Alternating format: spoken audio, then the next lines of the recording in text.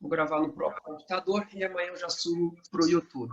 Já estou gravando, avisando a todos, e quem não tiver à vontade para isso, é só desligar a sua câmera aí, tá bem? O Homens de Propósito começou, vai fazer um ano, por incrível que pareça, está aqui o meu grande amigo e irmão, Otávio, que ele faz parte do grupo.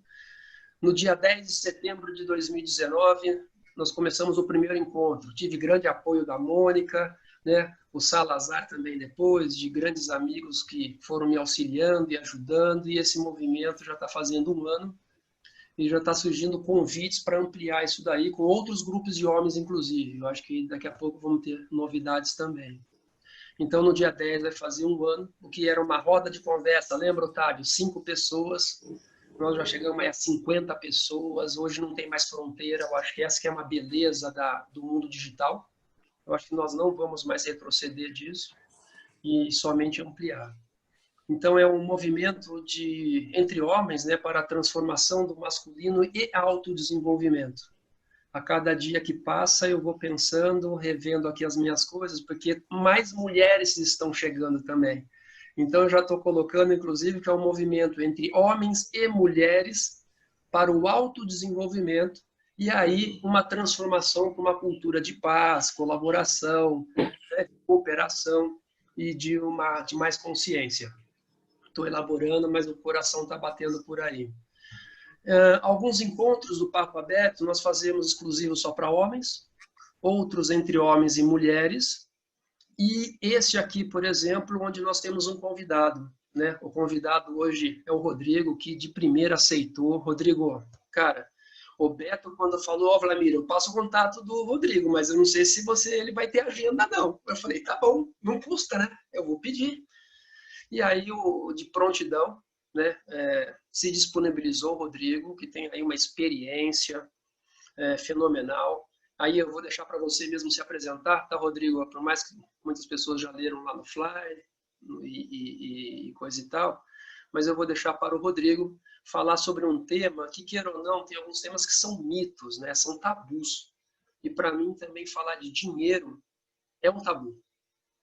E o que eu acho mais interessante é a ótica que o Rodrigo vai trazer, que está em uma base da economia viva, do Steiner, do Rudolf Steiner. E aí eu também não sei se você bebe lá na fonte também com o Juan Melé, também, Rodrigo, mas enfim, mas tem uma gama de pessoas com um pensamento maravilhoso para o dinheiro e qual é a relação que nós temos com ele, tá bem? Rodrigo, tá com você? Você se apresenta aí, uma breve história de você e como que você chegou também nisso e falando um pouco do Instituto, né? Você é um CEO aí de grupo de empresas, enfim, e super atarefado. Então fala um pouco de você para nós. Olá a todos, estão me ouvindo bem? É verdade o que o Vlamir falou, assim, quando veio o convite, às terças-feiras à noite eu costumo ter um compromisso, mas é comigo mesmo, e aí, mas na verdade não vou esconder que foram duas coisas que me chamaram muito. Não conheci o Vlamir, primeiro foi o objetivo, né, eu li lá Homens de Propósito, eu já imaginei, não sabia tanto, mas também o formato que o Vlamir sugeriu, que é esse que a gente vai experimentar aqui agora, que é eu compartilhar algumas coisas e fazer um bate-papo. É o jeito que eu mais gosto de conversar, né? Já palestrei mais do que hoje, tem épocas que mais e menos, mas é estranho para alguém que faz palestra falar que não gosta de palestra. Mas não é que eu não gosto de palestra, é que eu prefiro interagir com as pessoas e as perguntas que cada um tem. Então, o que eu planejei e combinei com o Vlamir é de eu trazer uma exposição um pouco assim breve, sintética de uma das formas de entrar no tema. E aí o Vlamir acho que vai explicar melhor, mas na verdade acho que as pessoas vão colocando as perguntas, né? Porque eu talvez possa falando um pouco também de como eu cheguei nesse tema e a minha experiência com o tema dinheiro e economia ao longo da conversa, assim, se você permitir, Vlamir. À vontade, Rodrigo. Aí você, eu acho que a gente está aqui com um grupo, e é um grupo que também já tem bastante experiência em rodas de conversa, né? Uma grande maioria aqui tem essa experiência já. E assim a gente pode fazer um acordo também. De repente, por exemplo, dependendo de quem tiver com celular, pode levantar a mão, o Salazar vai estar me auxiliando em ver as pessoas. Tem uma mãozinha azul que você pode ir lá no participantes, por exemplo, pode levantar uma mãozinha, tá bem? E aí a gente vai ou colocar no chat a sua pergunta, tá bem? E na hora propícia, o Rodrigo não precisa se preocupar com isso, Rodrigo, aí fica eu ou o Salazar, né, Salazar? E a gente fica olhando as perguntas e levando para você no momento oportuno, tá bem? Beleza. Então, eu fiquei pensando um pouco hoje em como começar o tema, já fiz de diferentes formas. Então, eu queria expor, assim, 3 aspectos ou dimensões para a gente olhar essa nossa relação com o dinheiro, a vida econômica, e falar um pouquinho sobre como esse tema tem evoluído também. Ou peguei alguns tópicos, né, de como esse tema da minha relação com o dinheiro, a minha pessoal, como ela tem acontecido, evoluído sinteticamente ao longo do tempo. E aí acho que a gente podia ir trabalhando um pouco Sim. com as perguntas e pode ficar algo mais vivo. Ótimo. Eu me descobri com esse tema há 15 anos atrás. Há 15 anos, né? Tem uma amiga que eu falava assim, 15 anos atrás, descobri isso com uma redundância. Há 15 anos, e na época eu criei uma empresa de consultoria que chamava Vita Denarium, cujo tema era tema central era exatamente esse tema da economia e do dinheiro, no âmbito pessoal, do coaching financeiro, com empresas, grupos, trabalhei muito com família, casais. Hoje se tornou eu lancei uma primeira turma de formação, se tornou o Instituto Economia Viva, tivemos a primeira turma e agora estamos na segunda. A primeira turma começou em 2017. E muitas dessas ideias e conceitos que têm a ver com dinheiro e outros aspectos, né, dessas ideias aí do Steiner, da antroposofia, eu levo hoje para uma organização onde eu trabalho, que é a EPO Cidades Inteligentes. Bom, só para vocês terem o mínimo de contexto, e eu sou suspeito para dizer que é um tema pelo qual eu sou extremamente entusiasmado.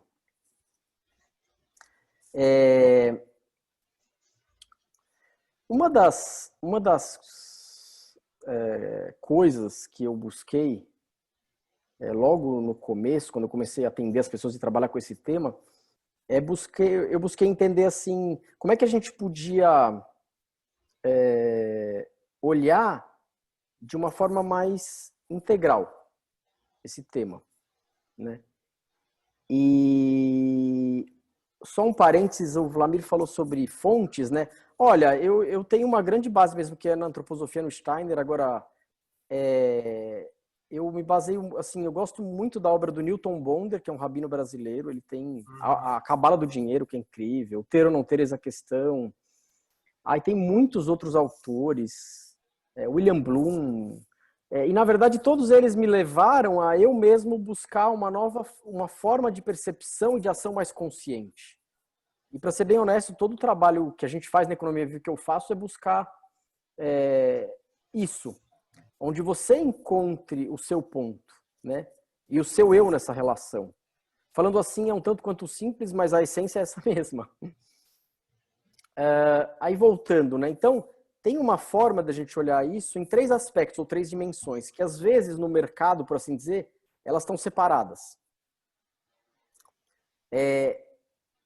Um primeiro aspecto tem a ver com esse bem comum, que quando a gente fala de dinheiro, que é do planejamento financeiro, das nossas finanças, do camarada ter ou não um controle, uma planilha, o camarada ter ou não um planejamento, orçamento, anotar o que gasta.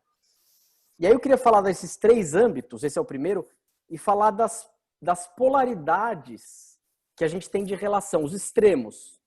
Mas é claro que é muito importante eu dizer que, obviamente, que entre esses extremos sempre tem todo um colorido e toda uma gama de coisas.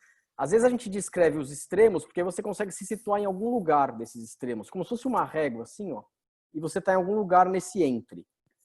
Outra coisa, normalmente, para alguém que está se desenvolvendo, você talvez em algum momento esteve num lugar dessa régua e você vai estar no outro momento. Então, não é uma coisa fixa, obviamente.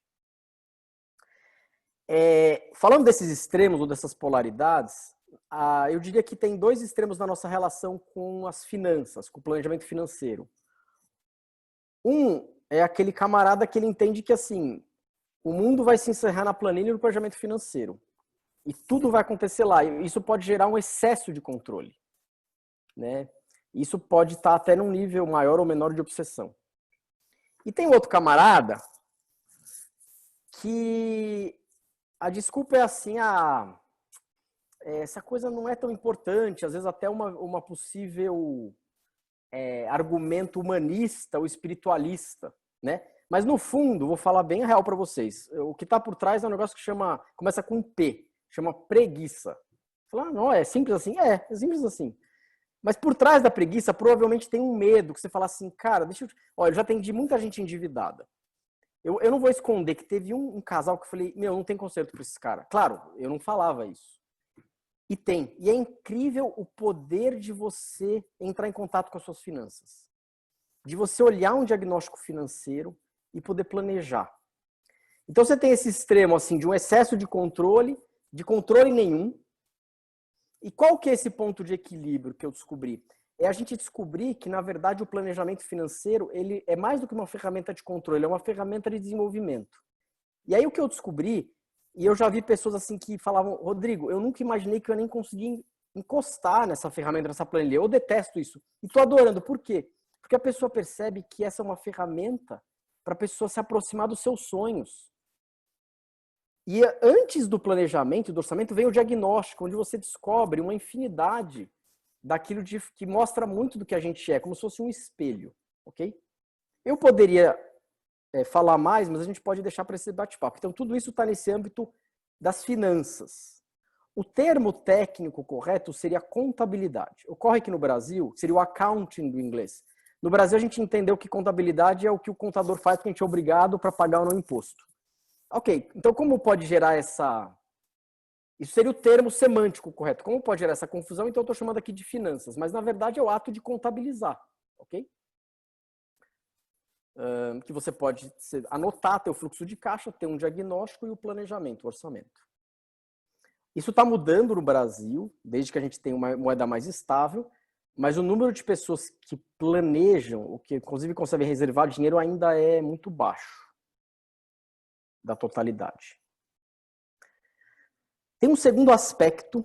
Então, tudo isso é o que quando a gente fala assim no mercado do planejamento financeiro, planejador financeiro, organize suas finanças, ok? Tem diferentes aspectos e abordagens e a gente tem essa na Economia Viva de buscar, de entender como uma ferramenta para você se conhecer, entrar em contato com a sua realidade e se aproximar dos seus sonhos. Tem outro aspecto que no mercado hoje, então, por exemplo, na academia, é um tema que tem ganhado relevância que é da psicologia econômica, né?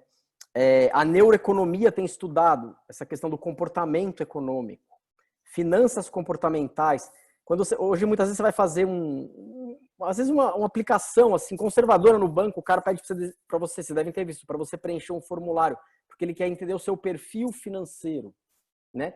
Você tem já estudos já antigos da psicologia do consumidor, a psicologia do consumo atrelada diretamente, especificamente a crianças, adultos, jovens. No fundo, o que tudo isso é?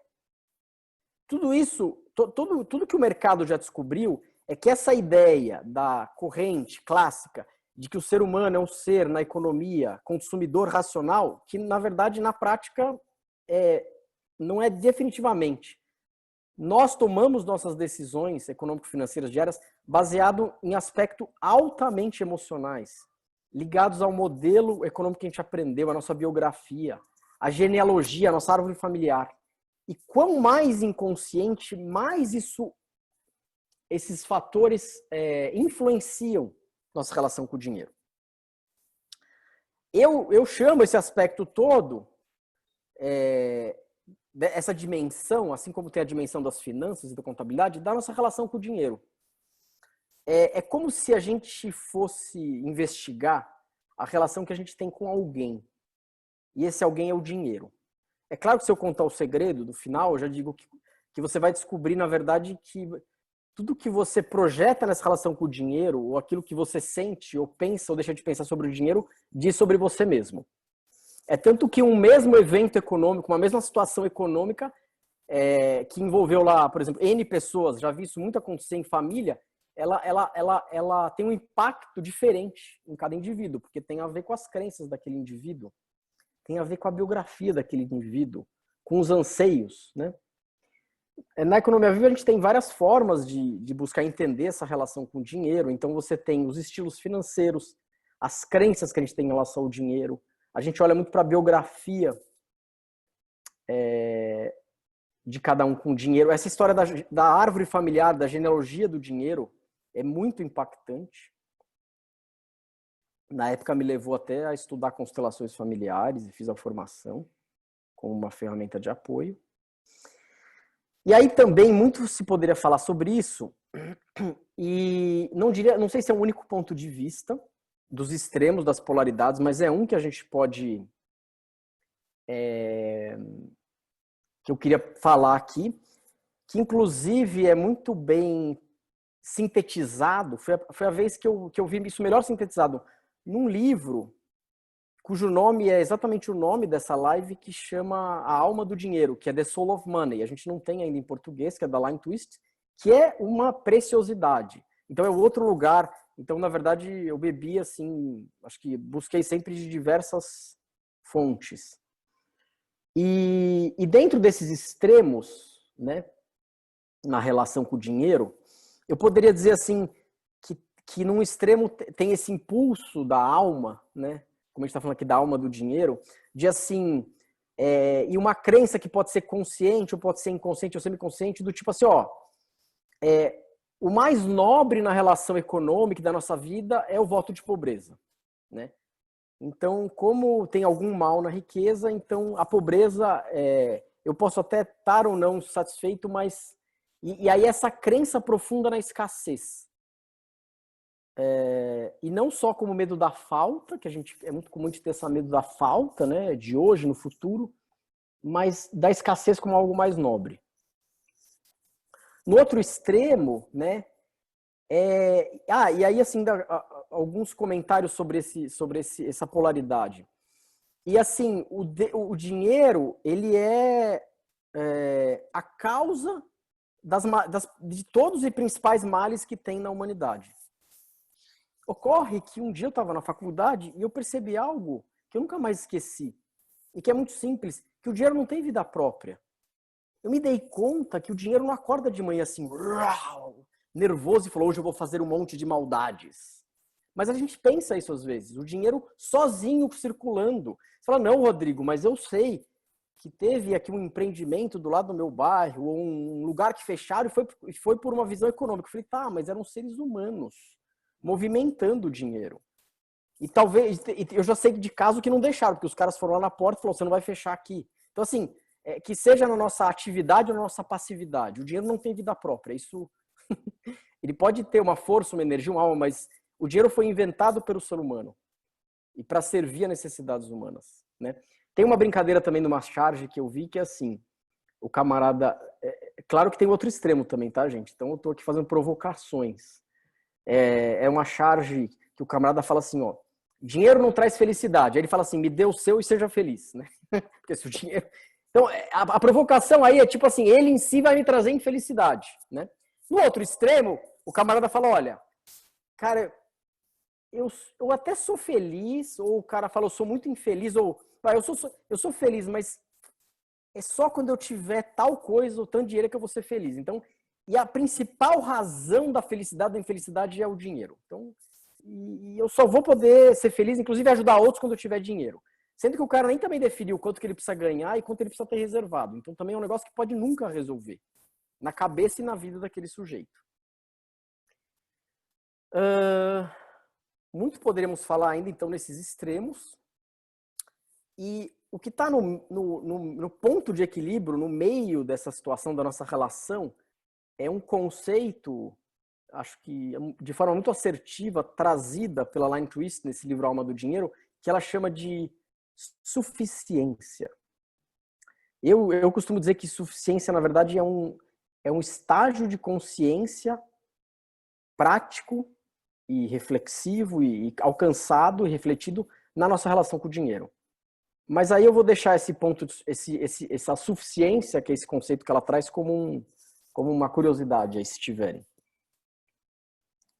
Por fim, o terceiro aspecto, então falamos aí de finanças, contabilidade, esse aspecto psicológico, emocional da nossa relação com o dinheiro, né, que envolve muitas emoções, todo um inconsciente da nossa história, dos nossos familiares. E ainda dentro desse aspecto da relação com o dinheiro, eu vou fazer uma pergunta aqui para vocês. Alguém teve a matéria educação financeira na escola ou na faculdade? Mesmo que você tenha estudado na faculdade contabilidade, administração, economia ou, sei lá, filosofia ou música. Alguém teve educação financeira? Tipo, a matéria, assim. Você pode ter buscado depois, mas bom, a maioria que eu vi aqui, eu não consigo ver todo mundo, fez assim, não. Então eu pergunto para vocês, qual que é a nossa escola e a grande principal escola que a gente tem? A escola é a vida, né? Mas aquela... Família. É a família. Aí o cara fala, Rodrigo, ó, mas com meu filho eu faço diferente, tá? Eu explico, filho, é assim, mas não é assim. Só que quase todas as correntes de estudo do ser humano já descobriram que a gente aprende, principalmente quando criança, vendo, imitação. Então, eu descobri, primeiro na teoria e depois na prática, o quanto que, assim, se você tiver na dúvida, vai lá atrás, meu amigo. Vai lá, que lá tá toda a escola onde você aprendeu. O que acontece? Como a gente aprende assim, aí como é que você vai aprender depois? Como o Vladimir falou, na vida. Falou, nossa, primeira vez que eu tenho que pagar um boleto. E agora, hein? Nossa, o que é juros? O Steiner fala um negócio muito incrível. Ele falou, ó, a gente devia aprender o que é crédito, o que são juros, o que é produção e consumo, igual a gente aprende multiplicação, subtração, exponenciação, geografia, etc. Né? Então, a gente ainda é muito deseducado econômico e financeiramente. E aí a gente vai aprender errando. Né? A gente vai, seria um jeito mais tosco de eu falar o que o Flamengo falou. A gente vai aprender na vida, errando, acertando. E buscando as nossas próprias referências. A tendência é a gente repetir o modelo que a gente aprendeu. É verdade que a gente costuma, às vezes, dar uma certa aperfeiçoada. Mas quando eu já trabalhava com esse tema, gente, eu estava numa consulta, não era nem com o terapeuta, era com o meu médico, e eu vi que eu estava repetindo boa parte do modelo que eu tinha aprendido. Você fala, Rodrigo, mas qual o problema de fazer igual? Não, nada problema. Nenhum problema. Desde que eu faça consciente. Ó, isso aqui foi muito legal, eu vou continuar. Isso aqui eu não gosto, isso aqui eu vou mudar. Né? Eu lembro que foi um choque. Eu falei, nossa senhora, não acredito. E até hoje, provavelmente, isso ainda deve ser existente. Então, tudo isso, gente, sobre esse aspecto da relação com o dinheiro. O terceiro aspecto... Antes de você entrar nisso, me permite, Rodrigo, a Claro. Leila, ela colocou aqui alguma observação em forma de pergunta. Dinheiro está relacionado com poder material. E sua proposta, trazendo alma do dinheiro, parece que os paradigmas foram alterados. Tem noção de como isso mexe com a nossa segurança existencial? E agora, como ficam as crenças limitantes? Pergunta da Leila, né? Conheço essa pessoa. Então, acho que a Leila começa falando que o dinheiro normalmente está ligado ao poder material, né? Isso. Então, na verdade, uma das relações fortes que a gente tem com o dinheiro é de poder. Mas aí eu diria poder mesmo. E é muito interessante começar com essa primeira fala da Leila, que é assim, vocês sabiam que contabilidade e economia não é uma ciência exata? É uma ciência social, uma ciência humana, e desde o começo, e a própria academia desde o começo reconheceu assim. Onde eu estou querendo chegar com isso? É muito interessante, por exemplo, vamos falar da questão material, né? Se você pega, por exemplo, a mineralogia, ok? Ela lida com algo muito material, né? Tipo, um estudo disso aqui, por exemplo. A física, sim, mas pega muito processo A economia, nem estou entrando ainda nos aspectos que eu falei de psicologia econômica, eu estou sendo bem assim, técnico, ok? Acadêmico, inclusive. Nesse ponto de vista, a economia, quem aqui já pegou uma inflação, um preço? Já cheirou um câmbio? A economia, ela estuda, o campo de estudo dela são processos. Ela, na época da Revolução Industrial, ainda lidava com aspectos, até com muito mais fluxo de material, de produtos tangíveis. Né? Hoje, na era da informação, o camarada gera um negócio, ele gera uma ideia no mercado aqui, ó, nesse computador. E depois vende lá por milhões. Então, assim, onde eu estou querendo chegar com isso? O primeiro paradigma aí é que, assim, a economia lida com questões essencialmente humanas. E a própria academia reconhece isso. E ela é um elemento de poder hoje muito forte, por quê? Porque o dinheiro, ele tem esse aspecto. Imagina quando você tinha que trocar num escambo, né? O dinheiro, ele tem um poder hoje na sociedade, e aí talvez até em alguns âmbitos de uma forma que ele te permite ter um livre-arbítrio que gera também aspectos não saudáveis na sociedade, mas eu diria que ele tá ligado a um poder. Então, e aí não só no lado negativo, inclusive no lado de um poder pessoal, de uma forma de você encarnar suas ideias, as suas vontades, né? Agora, essa história do poder e do dinheiro, claro, tem muitos aspectos. E eu fiquei mais na primeira parte da Leila, da pergunta dela. Eu não lembro, se você pudesse resgatar depois o que ela falou. Ela falou o seguinte: dinheiro está relacionado com poder material e sua proposta trazendo alma do dinheiro, parece que os paradigmas foram alterados. Essa é a primeira parte. Ok. E depois tem mais coisa, não tem? Sim. Tem noção de como isso mexe com a nossa segurança existencial? E agora, como ficam as crenças limitantes? Bom, não sei. Você me responda aí, Leila.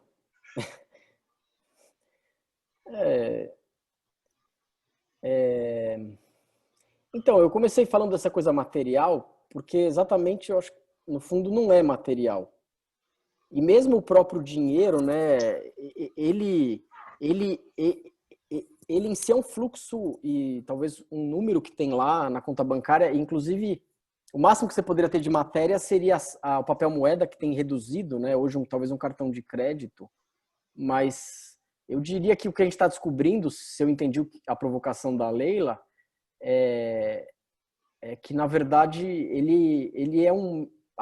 eu vou pegar a carona dessa questão que a Leila traz para esse terceiro aspecto que eu queria trazer, já que ela fala de crença e que é do pensamento econômico. Então a gente tem lá finanças, contabilidade, essa relação com o dinheiro, e o terceiro aspecto é o que a gente pode chamar assim na linguagem corrente de pensamento econômico, a história do pensamento econômico, o estudo do pensamento econômico.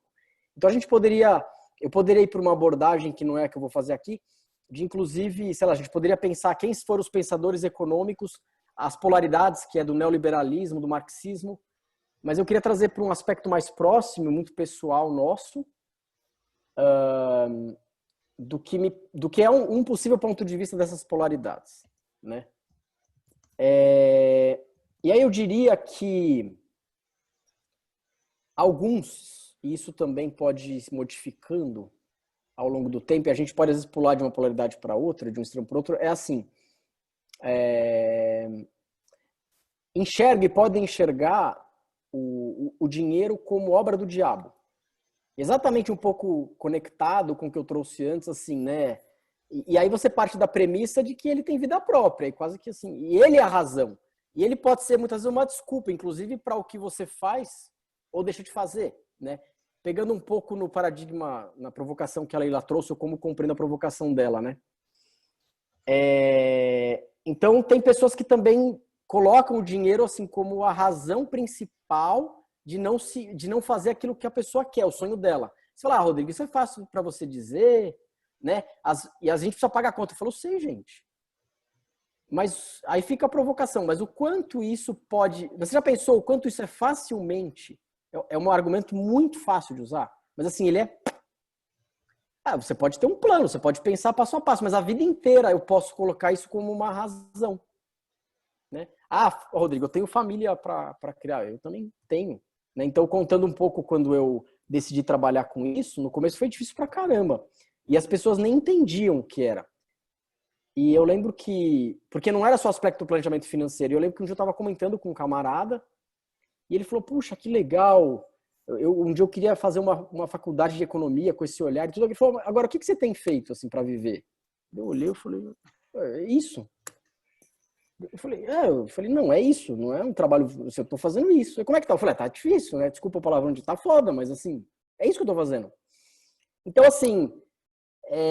Então tem um lado que a gente pode olhar assim, né? O dinheiro como fruto do diabo, quase. Falando de uma forma bastante assim, direta e bruta. Por outro lado, eu posso ver o dinheiro como o grande Deus e que vai ser a salvação de todos os meus problemas. Né? E como principal forma de valoração de quem eu sou e do outro.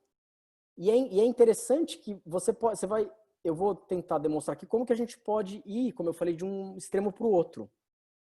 Porque, por exemplo, às vezes você pode descobrir que a gente tem uma tendência, mesmo quem busca, e provavelmente as pessoas desse grupo, assim, um olhar muito além do dinheiro humano, o quanto que a gente classifica, né? Ou qualifica as pessoas pelo dinheiro que elas têm, que seja até por preconceito. Fala, puta, esse cara com esse carro, pô, deve ser, você tem isso é porque ele roubou de alguém, é um bandido. Ou até de valorizar mais a fala de alguém, porque aquele cara talvez ele tem que tal cargo, tal, né? Ele talvez tenha mais, até a fala dele tem mais importância do que o outro, pelo dinheiro ou pelo status que tem. E aí o drama, gente, é que aí a gente pode descobrir que às vezes a gente se valoriza dessa forma também. Então, e o ponto de equilíbrio aí, nesse dinheiro diabo, dinheiro Deus, e que, se eu entendi a provocação da Leila, mexe com esses nossos paradigmas, para mim é algo tão simples quanto poderoso, que é entender o dinheiro como um mediador. Mas tem uma palavra que eu prefiro, que é um facilitador. Porque, na verdade, é isso que o dinheiro é. Ele é um facilitador entre as minhas intenções e como eu coloco elas no mundo, né? Uma ferramenta de um orçamento, ela tá buscando trabalhar e a gestão do dinheiro dessa forma, né? Priorizando aquilo que, de fato, porque muitas vezes a gente fala que tal coisa é prioridade, mas a gente gasta com outras coisas que na hora que a gente vai olhar, fala, nossa, mas é isso? Então, meu dinheiro flui para uma série de coisas que se eu tivesse consciência, nem são as que eu mais valorizo, ou as que eu priorizaria.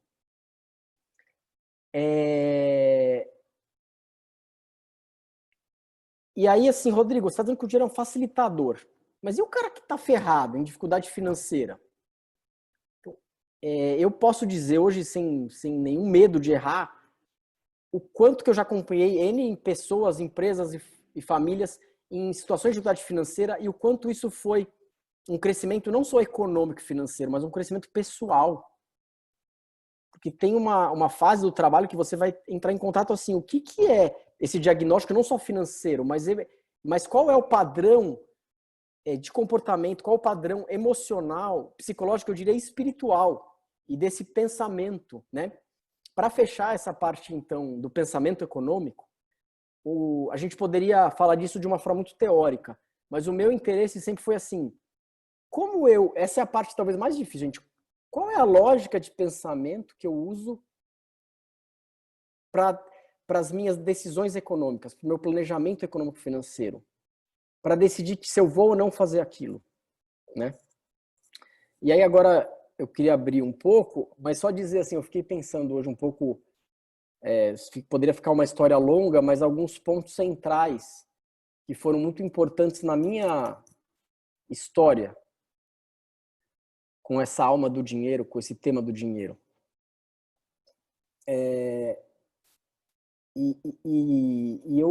Eu fui fazendo essa caminhada e continuo fazendo ao longo do processo, né? De trabalhar com esse tema, porque acho que a gente não só não nasce pronto, como não está pronto, está sempre se prontificando. O primeiro fator assim que foi bem forte foi trabalhar a questão da culpa, né? Eu nasci de uma família com uma boa condição econômico-financeira e eu percebi que eu tinha uma culpa, assim, como se a riqueza em si, eu acho que tem todo um conceito do que é riqueza, o que para você ser rico, quanto tempo você, como você quer lidar, o que para você é saudável em termos de como você tem o seu tempo, o quanto dinheiro, para onde você quer colocar o seu dinheiro. Então tem todo um conceito de riqueza que está se ampliando, mas eu tinha culpa. Eu também lidei com um dragão que eu nunca tive dificuldade em planejar, desde o meu primeiro salário eu anotava assim, o que eu gastava, nem imaginava que ia trabalhar com esse tema, mas um excesso de controle. E aí eu comecei a perceber assim, como balancear o planejamento, o controle com a confiança. E algumas coisas, e comecei tem muita literatura sobre o tema, né? Eu gosto muito do Ciência para Ficar Rico e da Lei da Opulência. Mas no fundo, como você ter um planejamento, ter uma visão e também colocar força e energia nessa visão e confiar.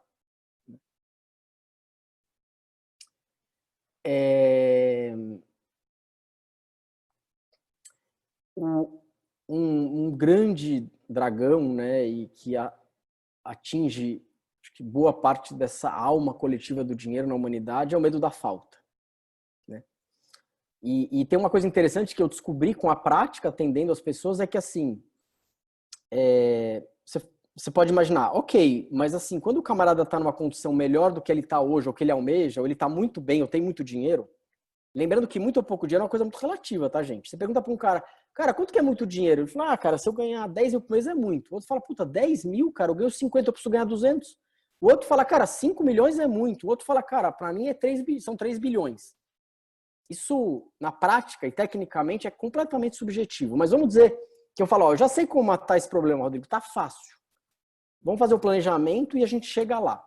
Aí que eu comecei a descobrir que você vê numa biografia que o camarada, às vezes, ele vai crescendo econômico e financeiramente, o medo vai aumentando. Você fala, nossa, cara, mas não tem lógica, né? Aí você vai conversar com um psicólogo, uma vez eu conversei, ele falou, não, tem lógica, Rodrigo, porque o inconsciente, ele não é linear e lógico. E aí eu descobri que o cara, às vezes, ele vai tendo mais, ele tem medo de perder mais. Então, o medo da falta, ele é um aspecto muito presente na nossa alma, e esse foi um tema que eu trabalhei muitas vezes na minha vida. E agora eu estou num momento, tive um sonho sobre isso esses dias, de trabalhar a minha relação com as reservas financeiras. Eu tenho e desenhei lá atrás uma meta clara, assim, de reserva e meus objetivos nos próximos 10 anos, mas eu tenho me perguntado assim, o quanto de fato eu preciso? E o quanto eu posso, e quanto essa equação, vamos dizer, eu estou em paz com ela e tá coerente, no sentido assim, o quanto que o medo da falta ainda pode estar me dirigindo, né? Então eu estou bem nesse momento e também da destinação do nosso dinheiro que a gente chama aplicado, né? Porque na verdade o dinheiro nosso flui para um monte de lugares. Se você vai pedir um empréstimo no banco, o camarada pergunta tudo, a cor da sua cueca, tudo. Mas se você fala, o que você faz com o meu dinheiro? É até uma pergunta estranha. Hoje, fora do Brasil, já tem algumas possibilidades dessa, agora tem algumas no Brasil, né? Dessas plataformas, onde você empresta direto para o empreendedor. A gente começou recentemente a Ecofrater, que é uma cooperativa de economia e crédito, onde você tem mais transparência para o dinheiro. E eu tenho buscado também colocar em negócios, ou seja, buscar uma destinação o meu dinheiro com propósitos que eu acredito. Enfim, eu poderia continuar falando aqui sem parar, mas a ideia foi eu trazer alguma introdução, provocação e abrir um pouco, não sei se já tem perguntas, se as pessoas escreveram ou querem falar. Acho que vamos abrir, né, uma roda de perguntas, quem quiser, o que chamou a atenção. Oi, boa noite. Boa noite, me escutam? Sim, boa noite, Ana. Pode ficar à vontade aí, faz a pergunta direto aí para o Rodrigo. Obrigada, Rodrigo. Boa noite, obrigada pelo tempo. Sou da Colômbia, né? Dá para ver por meu português que eu não sou do Brasil. Mas vou tentar fazer a pergunta com claridade. Eu estou escutando as informações e as ideias que você dá e eu acho que são muito humanas, né? Muito de todos em geral. Aqueles como falo isso, aquele guião mental, aquele processo familiar, aqueles medos, aquela relação com o dinheiro que fala de como você se relaciona consigo mesmo. Mas eu tenho uma pergunta. Você acha que, por exemplo, essas mesmas informações podem ser diferentes, depende de onde a gente é? Porque eu escutava você e pensava, tá, tem algumas coisas sociais que mudam as expectativas ou o relacionamento da gente com o dinheiro. Mas você acha que, por exemplo, quando você fala destes temas, é igual se você fala para a gente do Brasil, é igual se você fala para a gente da Colômbia? O que muda realmente nesse fato? Que também faz parte da história das pessoas e do relacionamento com o dinheiro. É que eu não estou te vendo. Qual que é seu nome? Ana. Ah, Ana aqui, Ana Carolina.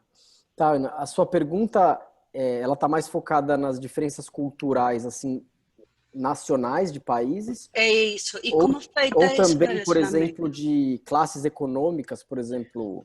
Não, Ou- não tanto para classes, Rodrigo, porque eu acho que para classes pode ser um tema mais geral para os países todos, mas aquele relacionamento cultural com o dinheiro. sim, você é da Colômbia, né? Eu sou da Colômbia, sim. Então, eu não conheço tanto a história da Colômbia para dizer, mas respondendo a sua pergunta, sim, eu costumo, às vezes, fazer um desenho em camadas que eu vou fazer com a minha mão aqui, ó. Que é assim, quando a gente olha a nossa relação com o dinheiro, tem um DNA, ou tem toda uma estrutura de DNA que nos influencia. E antes ainda do que você descreve, que é a cultura e a história econômica daquele país onde a gente nasceu, é a da própria humanidade.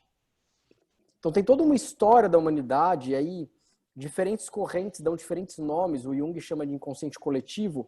Então, imaginem assim, na história da humanidade, né, ou se a gente imaginar agora o próprio planeta, né, e o poder que o dinheiro tem hoje circulando em todo o planeta, e esses capitais que fluem, e hoje muito mais. Imagina na história agora, então, o quanto que, eu não vou dizer que o dinheiro gerou guerras, porque senão eu vou estar sendo incoerente com o que eu fui provocando desde o começo, mas o quanto que o dinheiro foi meio disso, de conflitos, vamos falar primeiro humanidade, de guerras e de grandes construções e benesses. Então tem todo, e aí você toca num ponto que eu vou falar um pouco dessa coisa mundial, regional, nacional, mas que na verdade é a nossa ferida em relação ao dinheiro. A gente tem como humanidade uma grande ferida. E ela já nasce, e ela já tem uma origem, toda essa história do dinheiro na humanidade, que ela é humana e mundial. Depois, o segundo grande aspecto é esse nacional. Então, assim, eu infelizmente não tenho exemplos aqui que compare a Colômbia com o Brasil por falta de conhecimento. Mas, por exemplo, no âmbito do Brasil, eu não sei se para você eu vou estar falando algo que não tem referência, mas até essas piadas que a gente faz, né, de como o mineiro lida, de como o carioca lida, de como o paulistano lida. Se você for na história, você vai ver que tem a ver com toda a história daquela região, daquele estado. Uhum. A mesma coisa, então eu vou dar um exemplo que eu não vou conseguir comparar com a Colômbia, mas, por exemplo, eu tive uma época que um amigo alemão ele veio morar comigo. E aí um dia, ele conviveu um pouco a primeira semana, ele foi no supermercado, aí ele viu o carrinho de supermercado. Imagina, vocês já foram para a Europa, carrinho de supermercado. O cara, ele falou, não é possível, carrinho. Aí ele via, os caras saem com duas, antes de ter ideia de ecobag, o cara sai com duas sacolinhas, né? Geladeira, eles têm um frigobar. Fala, não, Rodrigo, mas é por causa do inverno. Países mais quentes da Europa também. E aí, enfim, aí outra coisa, né? Jogar comida fora. O pai desse camarada, ele viveu com uma pessoa que teve o pós-guerra, entende? Então, assim, aí um dia ele chegou e falou pra mim, deixa eu te falar uma coisa, vocês são ricos, né? Eu falei, nossa, Julian, como assim? Você é alemão? Cara, vocês são ricos, vocês ficam falando. Aí ele começou a falar tudo o que ele via.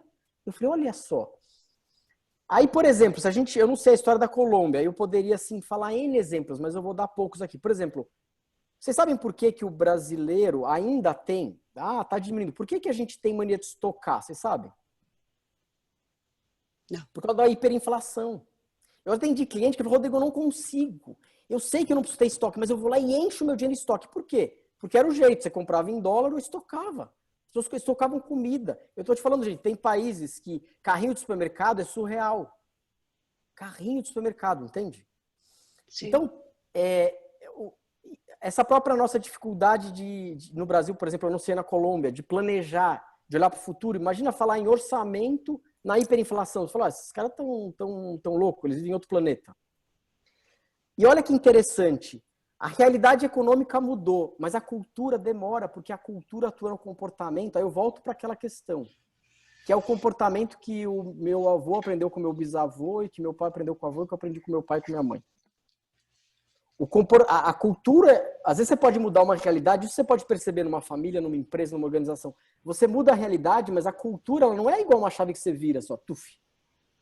Eu acho que então, respondendo a sua pergunta, sim, você obrigada. tem esse aspecto mundial, você tem esse aspecto nacional, você tem esse aspecto regional, então você poderia pensar em N exemplos. Eu morei uns anos em Minas Gerais, então essa forma do mineiro, por exemplo, né, de lidar com o dinheiro, e tem a ver com toda a história de todo o ouro que tinha lá e que foi levado, ao paulistano, que sempre conviveu com muita cultura, e assim vai. Aí você tem outro aspecto, depois do regional, que é o aspecto familiar, da história, da genealogia do dinheiro na sua família. E, por fim, um aspecto individual, que é muito interessante. Você pega lá 3 irmãos. O cara nasceu no mesmo país, a mesma história e tal, mas parece que tem algo que é do indivíduo, né? Que já reage e tem anseios diferentes em relação ao tema. Não sei se respondi um pouco, Ana, mas... Sim, Victor, obrigada. Eu sou diferença. economista e sou financeira, e é muito bom olhar de outro jeito, porque a gente acostuma a olhar só o número frio, né? Aquela relação mais fria com o dinheiro sempre, desde a economia e as finanças, mas este é um olhar muito interessante, eu agradeço. Mas olha só, um último ponto, né? Interessante, por exemplo, é aquilo que eu estou falando, que o mercado já descobriu que o ser humano não é... Você não consegue olhar como agente econômico assim com um número. Eu estou falando não do ponto de vista de ser humanista ou não. Então, você quer que eu dê um exemplo? Fusão internacional de empresas. Tenta aplicar isso, não vai funcionar. Ele vai dizer, nossa, peraí, quando o cara fala aqui de orçamento é uma coisa de pressuposto, assim que vocês chamam, não é? BBC, pressuposto. Eu bebi isso aqui. Eu adoro pressuposto, porque é um pressuposto, né, o orçamento. Então, assim, e aí o jeito de lidar, imagina, eu lembro quando o executivo no Brasil, na época de hiperinflação, o executivo no Brasil, financeira para a Europa, o cara falava, cara, isso aqui é muito simples, os caras davam de braçada, porque o cara vivia com uma realidade totalmente complexa, né? Então, assim, fusão de empresas, diferentes culturas econômicas multinacionais é um grande laboratório, um exemplo prático de que é assim que a coisa acontece, de fato. Muito obrigada. Rodrigo, vou aproveitar a fala aí que você teve com a Anne, que foi para todos. A Thalita, ela trouxe a questão de cultura também, que no Brasil a cultura de comprar a crédito, a parcelar, né? Que aqui esse vício é um vício já, não é? Acho que não é nem questão culturalmente falando, vivemos disso. O problema aí é que, assim, eu vou começar do final da equação. Pode parecer simples, mas não é simplista, é assim, ó. Aonde que o modelo ele é insustentável, quer seja em âmbito de uma política, uma cultura econômica nacional, tipo Brasil, ou que seja organizacional, empresarial, familiar, pessoal. É quando a gente usa a seguinte expressão, mas mais do que expressão, a prática, que é crédito para o consumo. Eu vou explicar. Você fala, Rodrigo, então não devia ter crédito para eu comprar minha TV parcelada? Não é isso. Para que serve o crédito? Onde nasce o crédito? O crédito é quando alguém tem, lá assim, na raiz, aí eu vou chegar no consumo, ok? O crédito é quando você tem uma ideia, você quer empreender algo e você... Então, de um lado, você tem esse capital que não é financeiro e alguém te financia, ok? E aí você vai precisar criar algo, aquilo gerar um faturamento, uma entrada de dinheiro, de tal forma que no planejamento você consiga devolver o crédito para quem te emprestou. Você fala, Rodrigo, nossa, mas até aí você explicou uma coisa simples, mas é isso. Aí você diz assim, tá, mas olha só, se eu tenho um planejamento financeiro, ok? E eu tenho um sonho de ter... não vou nem falar uma casa, porque eu acho que o crédito imobiliário ele ainda tem uma outra característica que não é exatamente do consumo. Mas eu tenho vontade de ter, sei lá, a melhor televisão que aparece, que tem aí, a 4K, não sei o que lá. Custa, não sei, qual que é mais caro hoje? Deve custar... bom, deve ter de 10 mil a 100 mil, né? Tá. Agora, qual que é o problema, Thalita? É que é o seguinte, vamos fazer uma conta. O camarada tem a receita dele, a renda, ok? Aí ele tem as despesas correntes, que não são de empréstimo. Pagar água, luz, aqui eu tenho essa luz, água, telefone hoje é celular, etc, ok? Aqui eu moro num prédio condomínio. Aí, supostamente, sobra algo para o cara poder pôr a parcela da TV, ok? O problema é que lá sobrava, por exemplo, R$200 e a parcela custa 500. 500. Fala, não, Rodrigo, tá resolvido, porque é tão importante para mim que eu reduzi despesas. Beleza. O problema é que essa parcela não cabe. Aí como é que ele resolve isso? Ele tem que tomar um outro crédito. Aí ele vai tomar um empréstimo, atrasar o cartão. Aí vira um endividamento e essa bola. Endividamento que virou o Brasil. Você injeta crédito na economia e você faz ela girar por um tempo. E aí realmente o PIB roda, a produção, porque alguém vende televisão, tá certo? Chega ao ponto que você olha assim, você fala, ó, quanto que é essa TV, amigo? É R$8 mil, legal. E a vista? Não, é 8, o cara não fala 8 mil, olha, Rodrigo, são 24 parcelas de não sei quanto, né? Fala, eu quero pagar a vista. Não, a vista é o mesmo. Por quê? Porque não sei se você sabe que aquele varejo, ele não ganha mais dinheiro vendendo televisão, mas é com crédito, financiando. Por isso que chega ao absurdo de, salvo exceções, a vista ser o mesmo preço, né? A gente chega, eu sei que não vai levar nada, tá, gente? E aí agora é o lado chato, o cidadão Rodrigo. Toda vez eu ainda reclamo. Eu falo, mas chama gente. Cara, mas você tá pagando o cartão, mas não sei o quê. Não, mas são regras, meu senhor. Eu falo, tá bom, mas que absurdo. E assim, eu sei que não vai adiantar nada, mas se todo mundo falar, né, tipo, você fala, não vou lá comprar, cara. Eu vou comprar à vista e me dá desconto. É porque, na verdade, a história aqui no contrato falou, Rodrigo, pra gente é muito mais lucrativo te vender, eu ganhar dinheiro emprestando.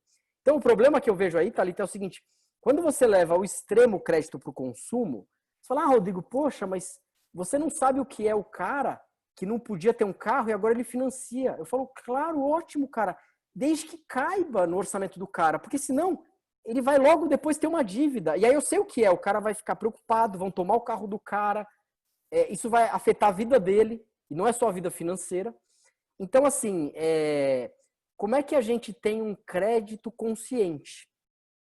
Um crédito principalmente para financiar as boas ideias, financiar a produção, né? Você pega no Brasil, por exemplo, desculpa, não sei se tem alguém aqui do BNDES, mas eu vou colocar essa questão. É assim, você fala, eu tô abrindo um negócio, eu queria dinheiro. Tem, claro. E como é que faz? Depois de 6 meses de faturamento. Falou, não, mas eu quero abrir um negócio, eu não tenho faturamento ainda. Então, aí você vai ter que ter alguma garantia, alguma coisa para dar. A mesma coisa, como é que a gente tem um crédito para o consumo mas dentro de uma educação financeira e de uma política que não vai gerar mais dívida para as pessoas. Porque sabe qual é o pior? Agora, para fechar, né? Aqui é a pergunta da Thalita.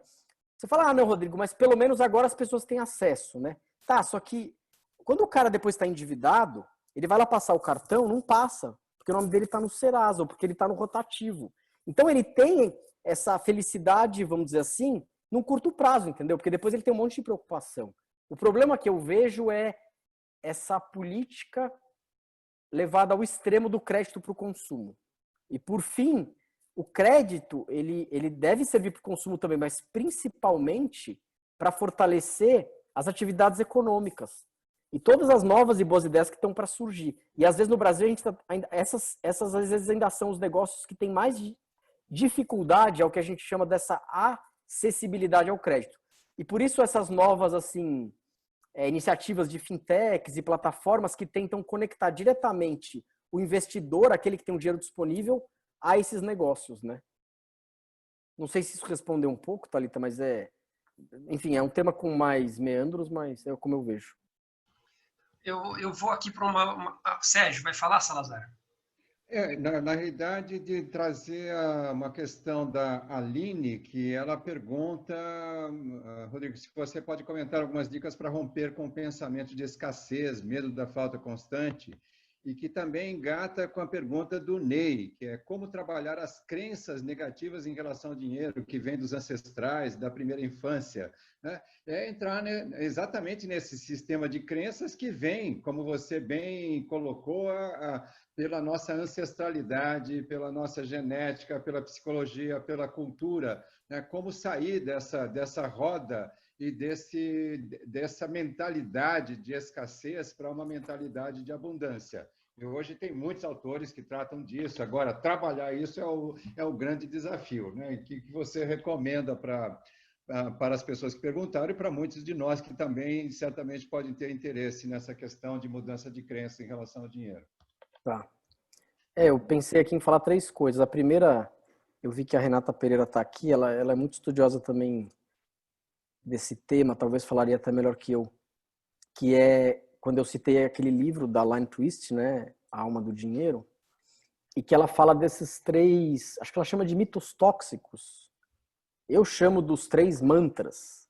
A Renata chama dos 3 dragões. Que é assim. Aí eu volto um pouco naquela questão que eu trouxe dos extremos na relação com o dinheiro e da suficiência. Então, o que eu achei genial quando eu tomei contato com essa primeira vez é que eu falei, nossa, ela conseguiu sintetizar tudo. E eu gosto de chamar de mantra, porque é como se fosse um negócio, sabe uma musiquinha que fica tocando na nossa cabeça? Assim, e tem 3 delas. E a grande saída.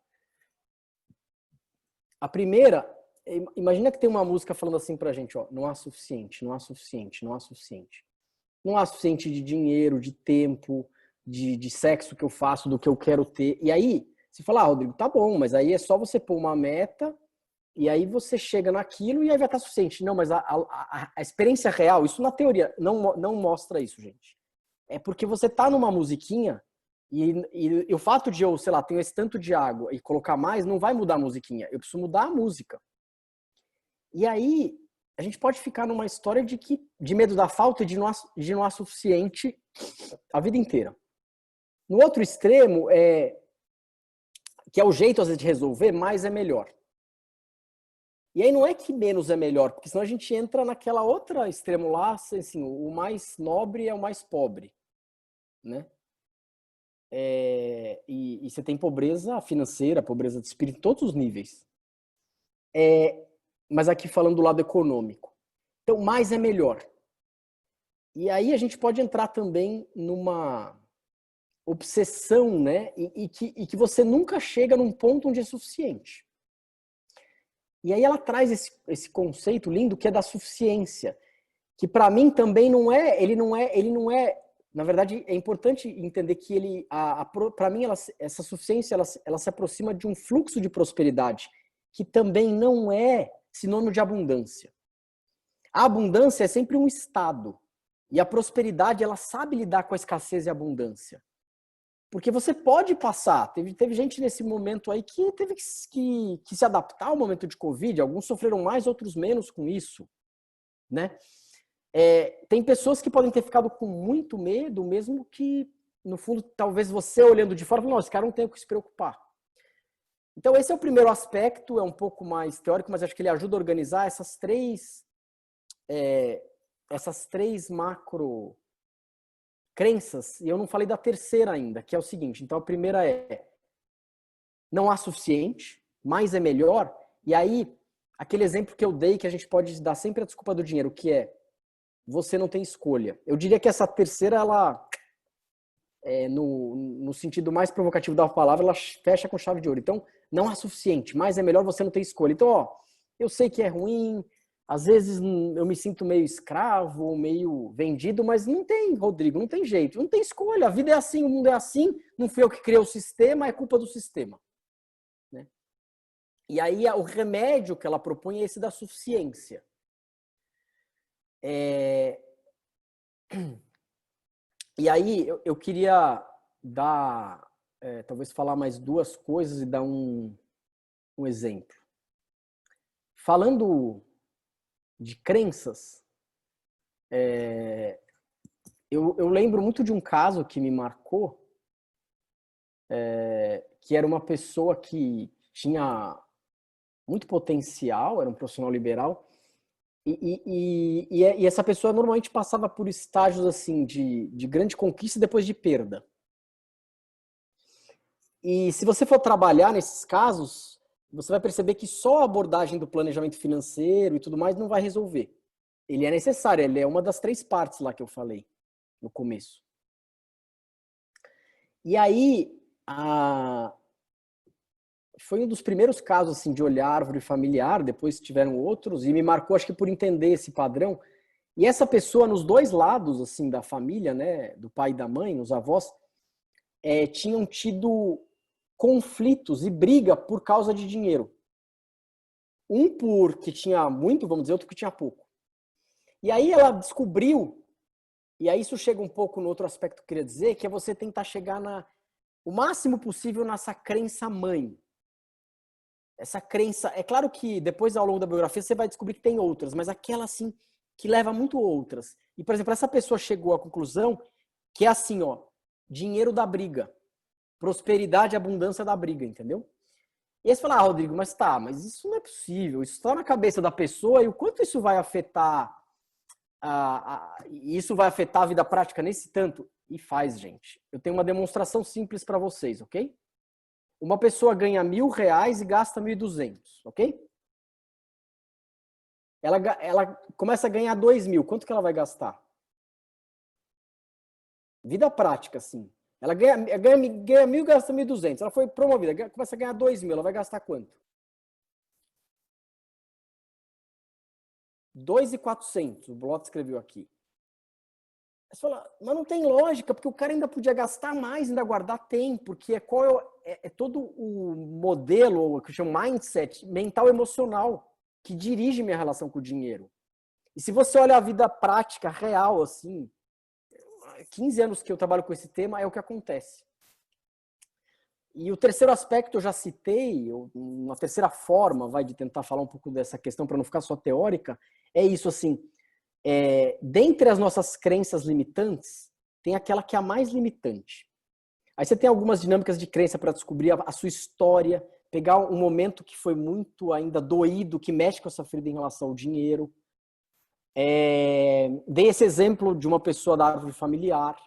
E aí, voltando nesse caso, foi impressionante, gente. A rapidez, a velocidade e a volúpia da mudança na vida dessa pessoa. Porque é como se você virasse uma chave. Você fala, nossa! Porque você começa a decidir diferente cada uma dos assuntos dali para frente. E aí você tem essa crença limitante mais presente, essa master, vamos dizer assim. Agora, o que eu acho muito importante que eu aprendi, a gente pegar também a crença apoiadora que você tem. Todos nós temos crenças que nos limitam e aquelas que nos apoiam. Como é que você mede limitante e apoiadora, positiva e negativa? Para a gente não entrar numa seara intelectual grande, profunda, eu tenho um jeito simples, que é assim. Vamos dizer que a gente está falando aí das crenças do Rodrigo. Aí você pergunta para o Rodrigo, Rodrigo, qual que é seu objetivo de vida hoje? Quais são as coisas importantes? Escreve aí, ó, né?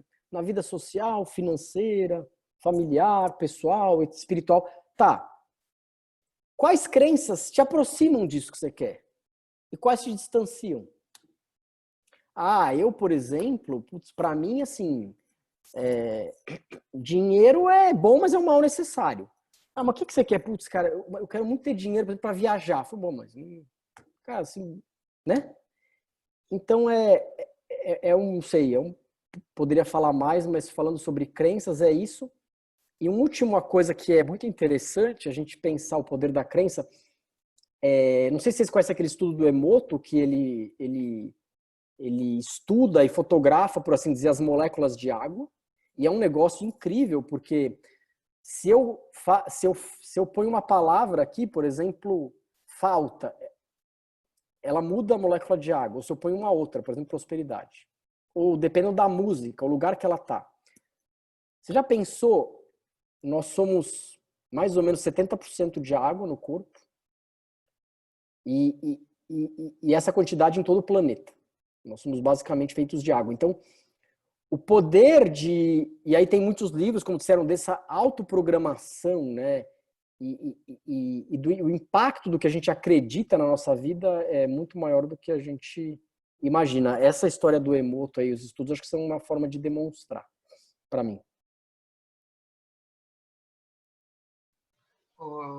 Rodrigo, tem uma questão aqui do Marcelo, mas eu vou pedir para o Marcelo falar. Marcelo Paz, fala aí, por favor, que acho que você vai explicar melhor do que eu lendo aqui.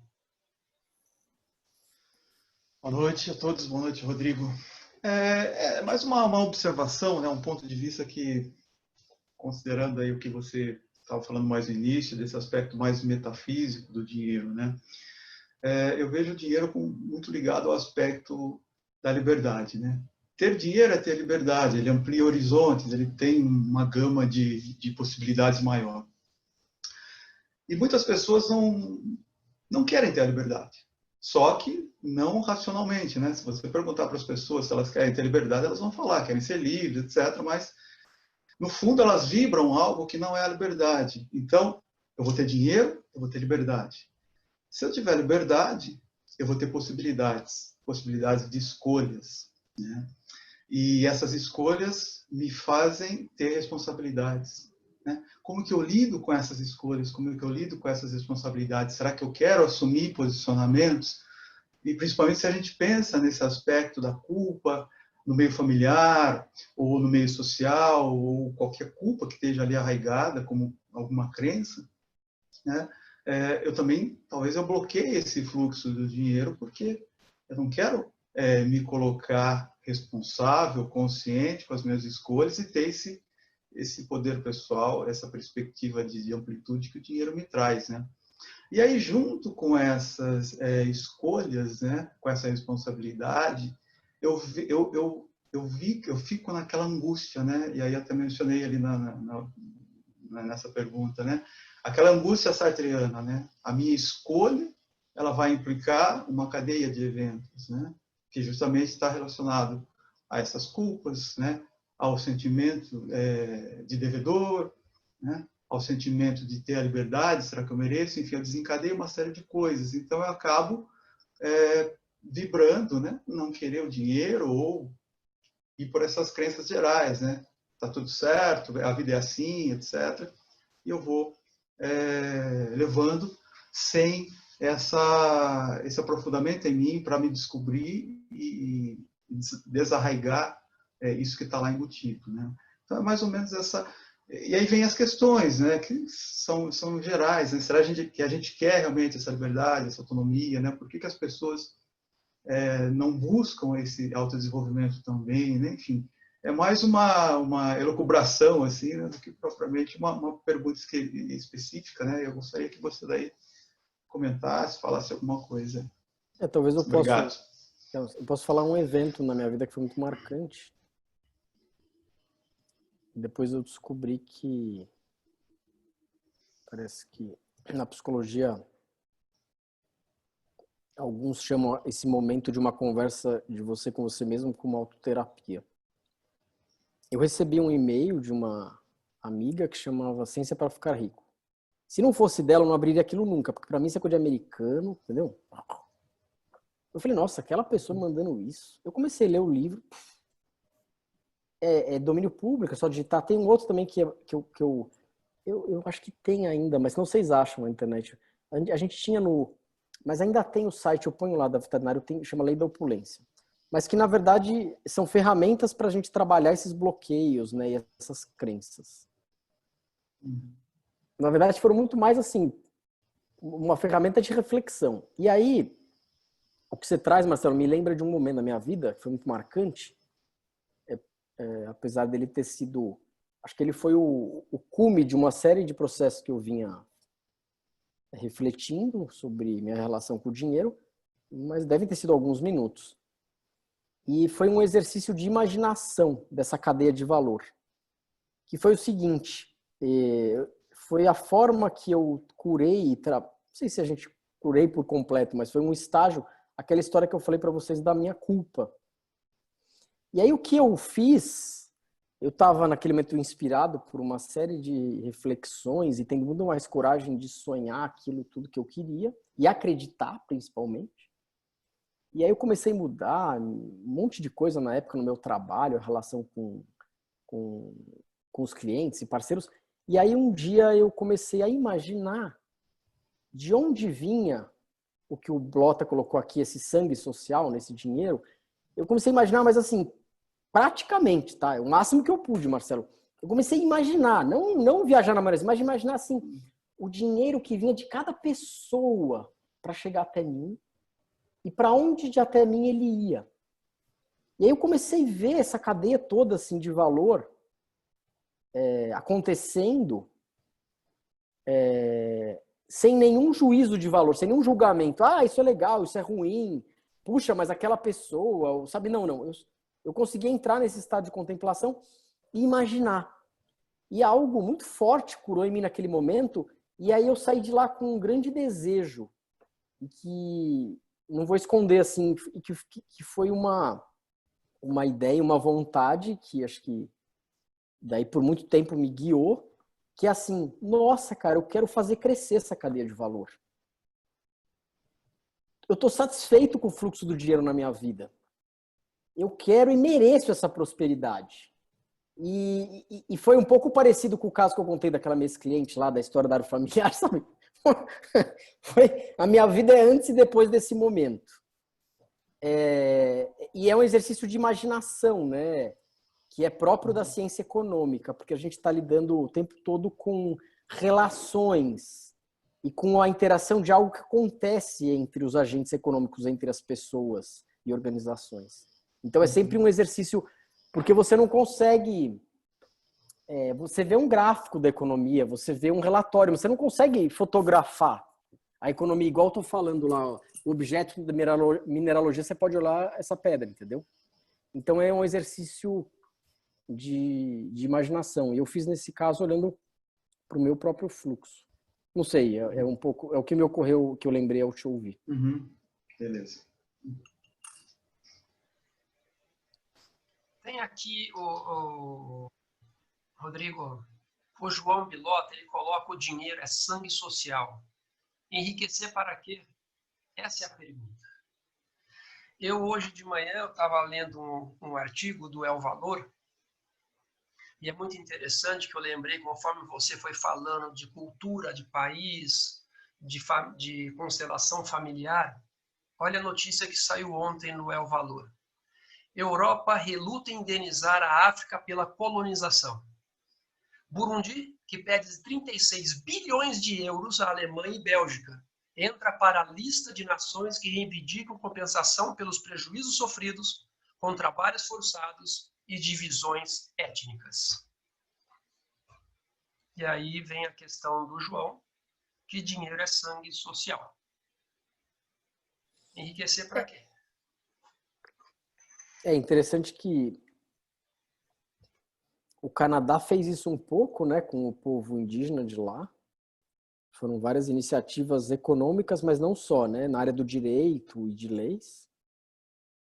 E é muito interessante observar, por exemplo, a história do Canadá e dos Estados Unidos, que estão tão próximos, né?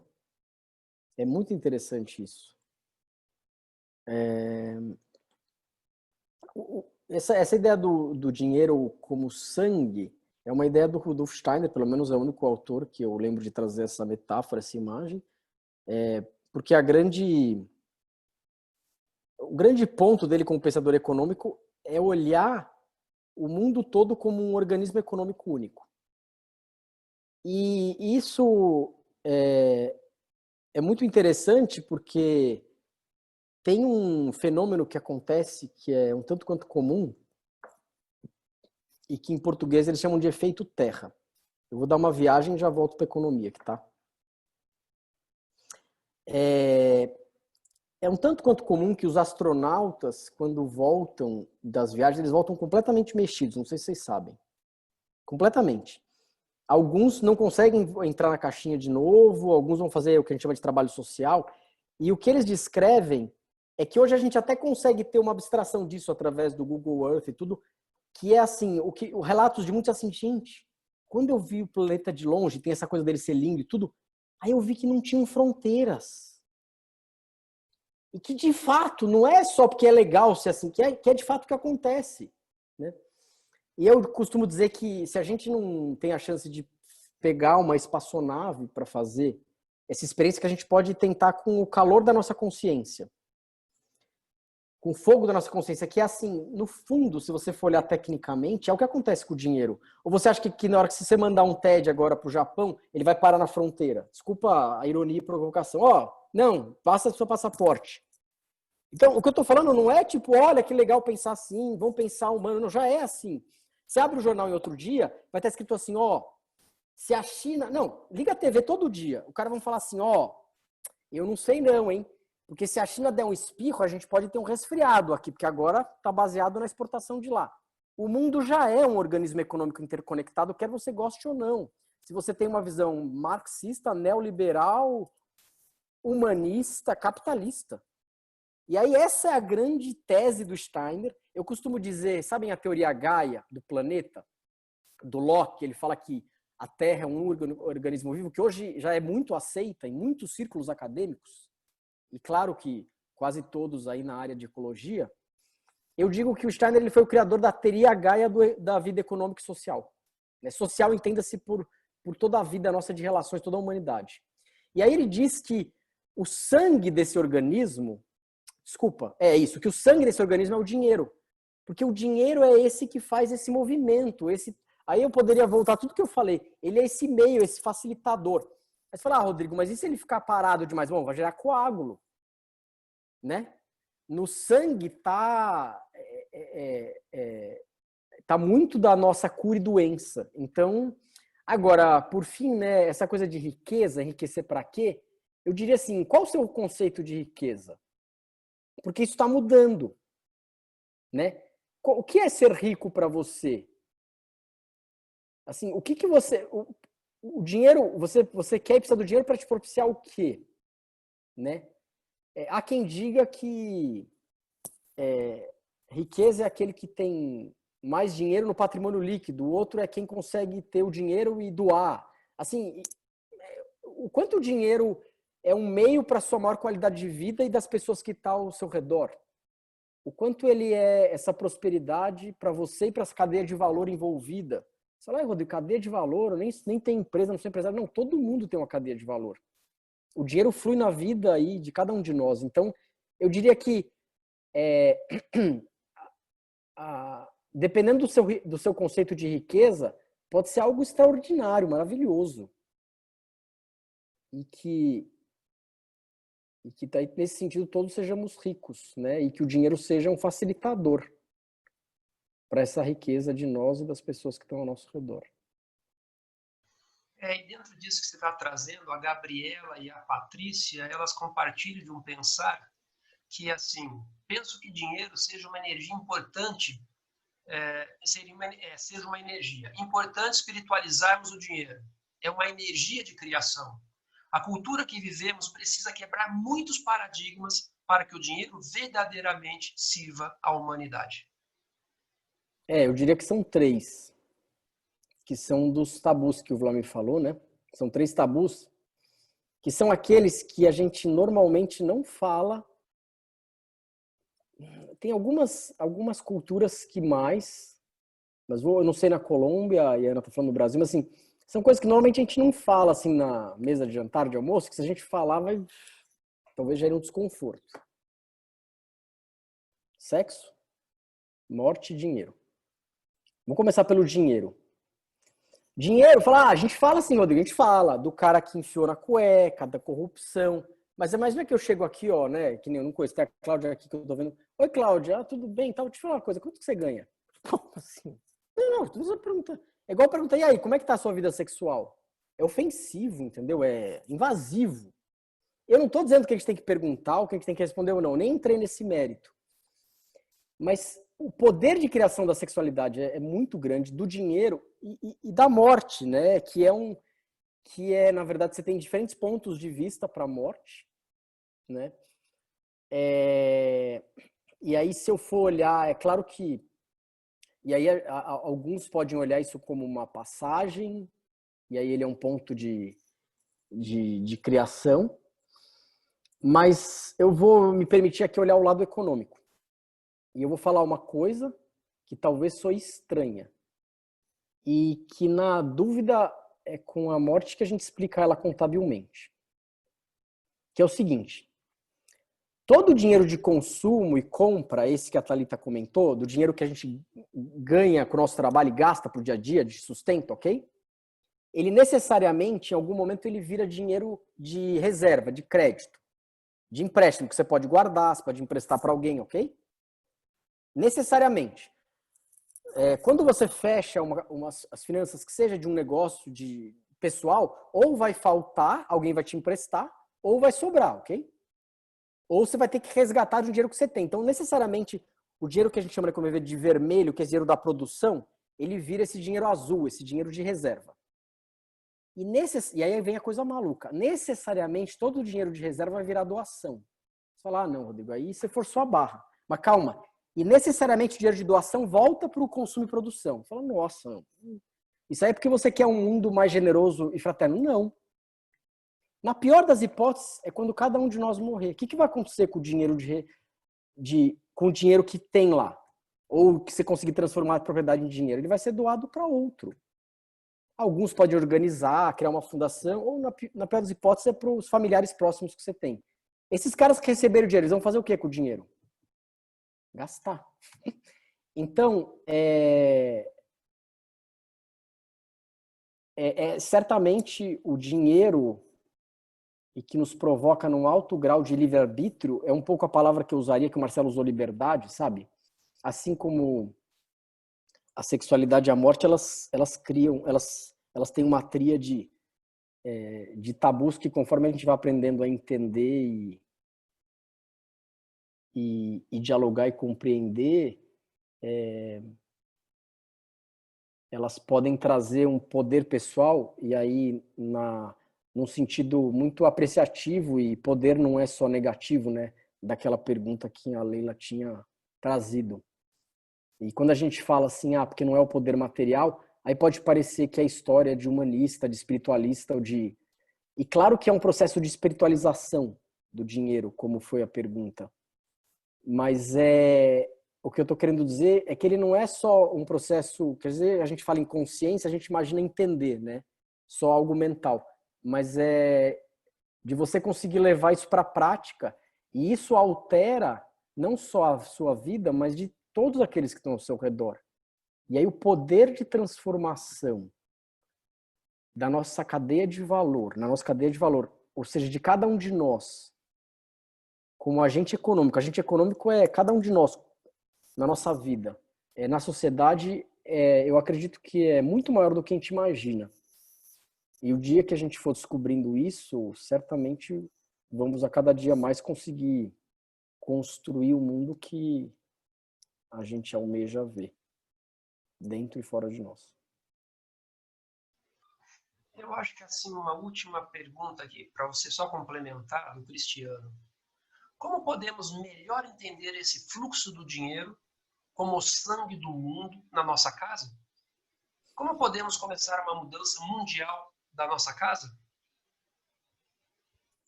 Ok. Ó, gostei muito da pergunta. Eu vou me permitir ampliar um pouco e, para fechar, então, trazer 3 ideias que o Steiner propõe. Eu diria que não só como pensador econômico, mas como pensador da sociedade, da saúde na vida em sociedade, que eu gosto muito de provocar e tentar levar eles para a nossa vida familiar, para casa.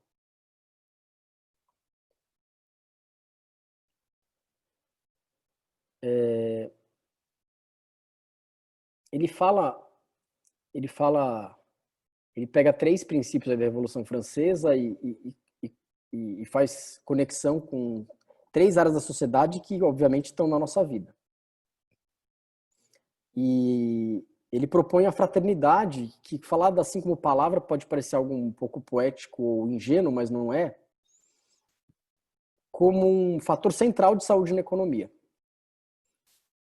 Agora, tem vários estágios para chegar na fraternidade, e um deles é, eu costumo dizer que o que não é viável não é fraterno.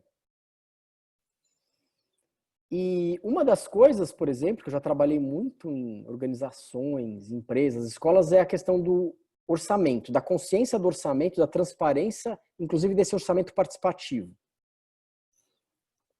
Aí eu pergunto para você, então, como que é isso na sua casa? Como que é essa questão do orçamento? A mesada pode ser um meio poderoso de educação financeira. Eu estava dizendo que a gente aprende errando, né? Então eu me lembro, assim, muitos casos assim, de clientes e com a minha enteada, quando a gente falou, ó, então é o seguinte, agora você vai receber esse dinheiro, e aí com esse dinheiro você vai lá e paga a faculdade, as suas despesas, não sei o que, não sei o que lá. Ou às vezes eu estava com um cliente, ele falava, Rodrigo, mas é tudo isso? Eu falei, mas você já faz isso. Esse dinheiro já sai. Só que de forma inconsciente para você e para aquele outro que você pode estar ajudando na educação financeira. E é incrível a mudança do jovem, que ele começa a precisar se organizar. Aí ele quer entender, ele anota o que gasta, ele não precisa nem dar aula só basta fazer isso, não precisa nem dar aula de educação financeira. Então, assim, o quanto você fala sobre dinheiro em casa?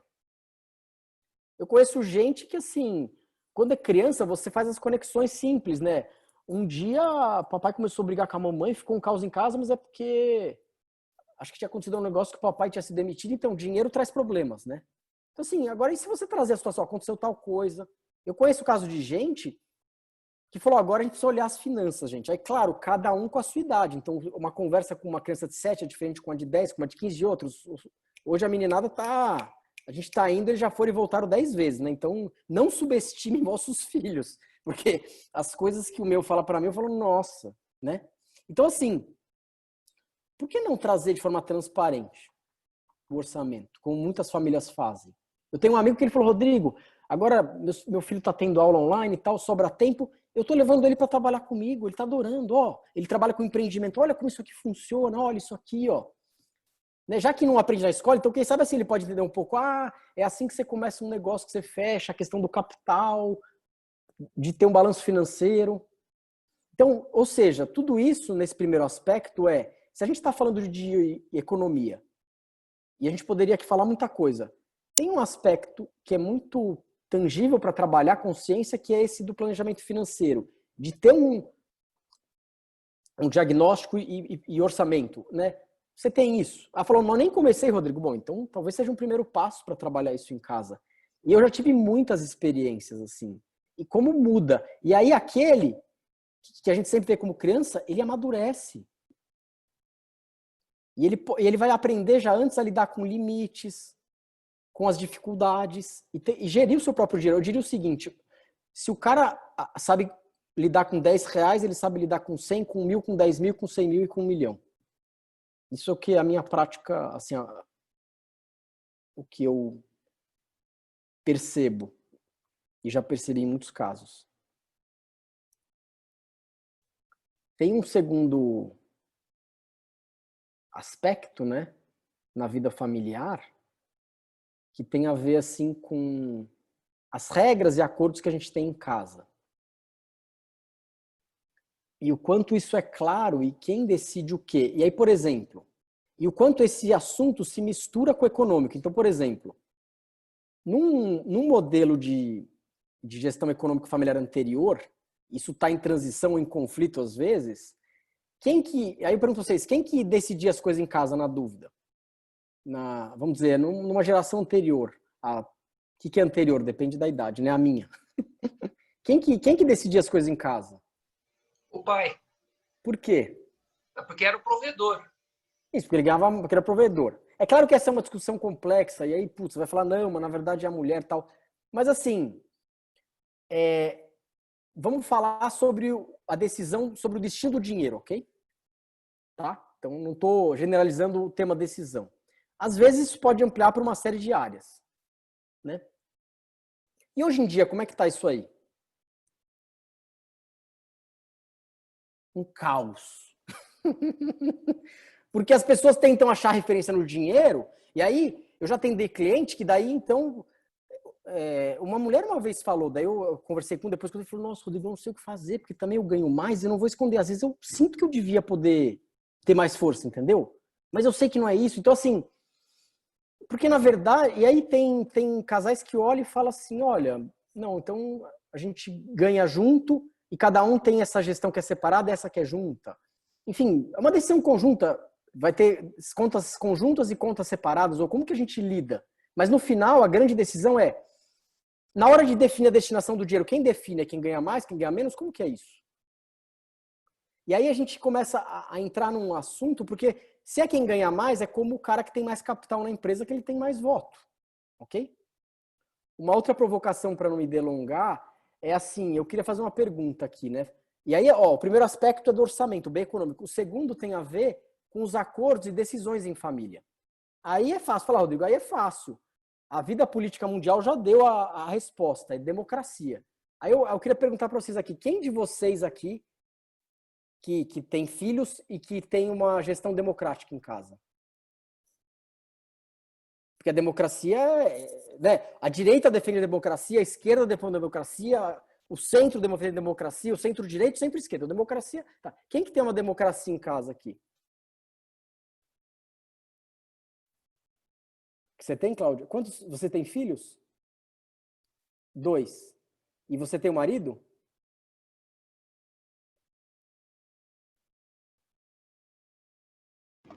Hoje a minha democracia é de 1, mas eu já vivi uma família de 4, né? Uma democracia bem difícil, muito difícil. Não existe, gente, porque se você... Muito difícil. Existe democracia sim, né? Você tem 2 pais e um filho, aí sempre os pais vão ter 2 votos. É muito simples, democracia é voto de maioria. Ah, não, é isso. Tem. Então, assim, ou seja, a provocação é, eu gostei da pergunta, como é que a gente tenta levar para dentro de casa esses conceitos que a gente fica colocando para fora, entende? Para não me delongar, eu vou dar um último exemplo nesse âmbito e falar da terceira parte que o Steiner fala. Quando eu acho que me vi numa situação de me questionar, né, nas minhas crenças e naquilo que eu falo, e eu digo assim que, por princípio, a gente é incoerente. Eu sou incoerente, eu tento ser menos incoerente entre aquilo que eu penso, falo e faço. Mas eu estava vendo uma situação familiar de conflito, que acontece, né, normal. E aí eu estava me sentindo prejudicado. E eu falei, então já sei, o jeito é, claro, educativo, cortar a mesada.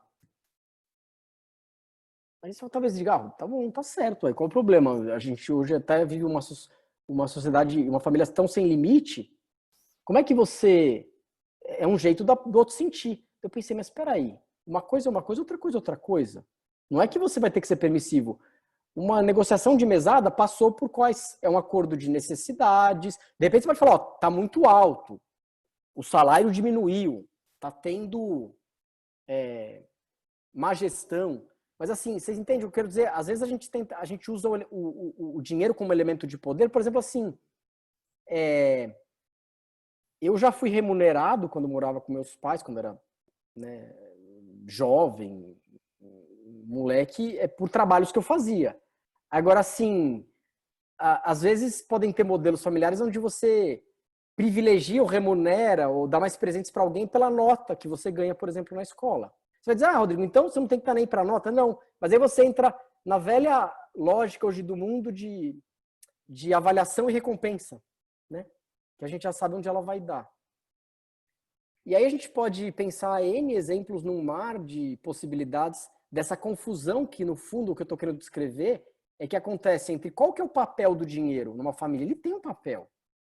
Ele precisa ser discutido, conversado, dialogado, falar sobre, né? E como que ele tem o seu papel, ele também não invade as outras áreas, sendo que isso já acontece tanto no mundo, né? E, nossa, enquanto eu falo, eu penso tanto exemplos, e eu gosto de dar, às vezes, até alguns meus, eu vou dar um último para ficar mais próximo, né? Eu me lembro quando meu filho começou a fazer perguntas, né?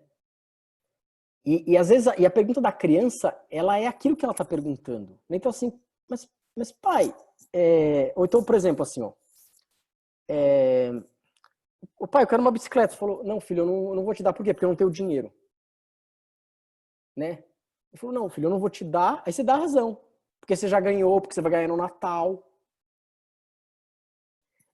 Aí, às vezes, hoje não é mais cheque, é cartão.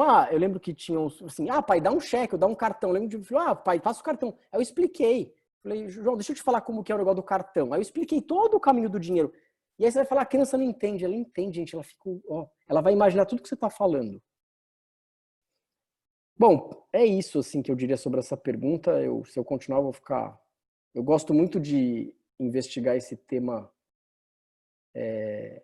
na vida familiar. E, por fim, o Steiner propõe essa liberdade de expressão e de escolha de sermos nós mesmos na vida, assim, no sentido da nossa vida, né? O que ele chama de vida espiritual cultural. E aí, um último exemplo que eu daria é assim, né?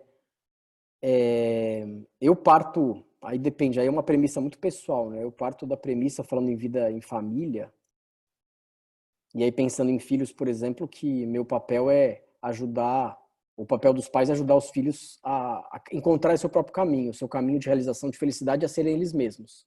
E o dinheiro pode ajudar ou atrapalhar, e a educação e a deseducação financeira nossa pode ajudar ou atrapalhar. Depois, na pior das hipóteses, a gente vai ter que resolver, né? Como o Vladimir falou, aprender na vida aí. Mas se a gente puder facilitar, por que não? E aí um exemplo que é a diferença de investimento para doação, há quem diga que a doação, há quem diga que tudo que a gente coloca dinheiro de educação para os filhos é uma doação. Por quê? Porque você está pagando para um outro, para o benefício do outro. Mas na prática, isso é bonito na teoria, mas na prática isso é difícil. E eu vou dar um exemplo simples. Então o camarada pode falar assim, olha, gente, eu me endivido, tenho dificuldade, mas eu pago pro meu filho ele fazer faculdade no Brasil, fora, o que for. Assim, educação é prioridade. E assim, já falei pro meu filho, já estou fazendo aqui, no Brasil não tem aquele crédito estudantil como nos Estados Unidos, eu estou fazendo aqui. E assim, e eu pago. Agora, poxa, eu achei que o menino ia fazer direito ou medicina, né? Agora o menino quer estudar teatro. Tá, não estou dizendo que você é obrigado a pagar. Você pode não querer. Mas você entende a provocação? Assim, então, nesse caso é muito mais um investimento. E eu não estou dizendo que a gente tem que usar o dinheiro de uma forma irresponsável ou colocar ele de forma que ele não nutra algo que a gente acredita. Eu já vi relações de pai com filho, assim, de doação que não ajuda o outro a crescer, entende? Um dia eu falei, mas você está dando mesada para o seu filho de 40 anos? Você tem noção o quanto que isso está prejudicando a vida dele? Então, não é esse olhar moralista que eu estou dizendo. Mas, então, se a gente olha o dinheiro nesse aspecto, que eu diria até mais profundo, que é um jeito para mim muito prático de ver a questão espiritual, é o quanto que o meu dinheiro, né, o dinheiro do orçamento da família, de um casal, ajudam a propiciar o caminho que é o caminho de desenvolvimento do outro. Porque um dia, e hoje, quer queira ou quer não, os filhos vão sair de casa e na própria vida familiar como um todo e do casal, enfim. É isso. Gente, eu acho que, Rodrigo, a gente tinha combinado até às 9, são 9h20. Eu acho que você trouxe uma explanação aqui que, para mim, foi um show de sabedoria, né? Porque não é questão somente conceitual, mas o como desse conceito se transforma em sabedoria que a gente leva para nossas vidas e que aí o Cristiano trouxe uma provocação no final linda e maravilhosa, como nós partimos isso dentro das nossas casas. Como que fazemos do dinheiro um fluxo, que é o fluxo do sangue, assim como da água, né? Então, cara, agradeço a sua disponibilidade mesmo de estar aqui. Foram pessoas entrando e saindo, foram mais de 50 pessoas. Estará disponível também lá no YouTube, no canal do Homens de Propósito. E, Rodrigo, muito grato a você para falar sobre um tema que é um tabu. São 3 os tabus principais, né? Eu acho que entre os homens de propósito ainda não falamos sobre a morte. Eu acho que vale a pena falarmos sobre a morte também, porque a gente já fecha dinheiro, sexualidade, que falamos esse mês, e falar sobre a morte, que você acha que você trouxe um tema de um lugar maravilhoso. Uma última fala, Rodrigo? Eu não tinha me planejado, mas não sei por que me ocorreu uma fala do Newton Bonder, que é um rabino brasileiro que ele é mais famoso às vezes, fora do país. Ele é vivo ainda, né? E ele tem uma fala que ele cita muito simples, que acho que diz muito, que ele fala assim: o mais longo caminho é o que vai do coração ao bolso. Aí fica como reflexão para vocês. Obrigado, Rodrigo. Pessoal, bom descanso, boa reflexão. Durmam com essa provocação toda que o Rodrigo trouxe para a gente. Beijo no coração de todos. Obrigada. Tchau, tchau. Eu vou deixar umas referências para vocês aqui de site, etc, Instagram. Vou colocar aqui agora no... Deixa eu deixar aqui para vocês. É só pôr no todos lá, né? Isso, perfeito. Peraí, deixa eu pôr aqui, peraí. E se você quiser verbalizar, e fica gravado também. Aí quem assistir... Bom, tem o meu Instagram, que é rodrigo.ventre. Da Economia Viva, o Instagram é Economia Viva. Tem o YouTube, que é só digitar YouTube Economia Viva. E eu citei a Ecofrater, tava até o Douglas aqui, acho que ele saiu, que é uma cooperativa de economia e crédito que a gente criou recente junto com o Cicobi, que busca todo esse fluxo também mais consciente e saudável do dinheiro. E eu coloquei os links aí para se vocês tiverem interesse. Tá ótimo. Obrigado, Rodrigo. Gente. Obrigada, boa noite. Tchau, tchau. Boa noite, Ana. Um beijo para todo mundo. Tchau.